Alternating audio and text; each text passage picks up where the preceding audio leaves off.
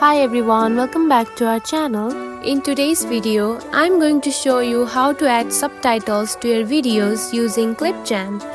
It is a very simple and easy process, so let's get started.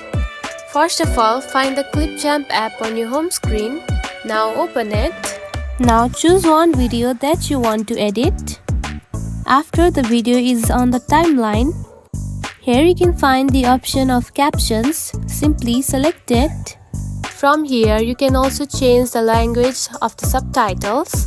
Now tap onto the language option and choose one option.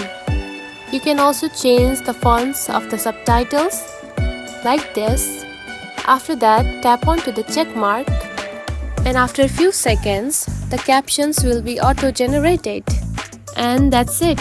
This is how you can add subtitles to your videos using Clipchamp. If you found this video helpful, don't forget to like and subscribe for more tips.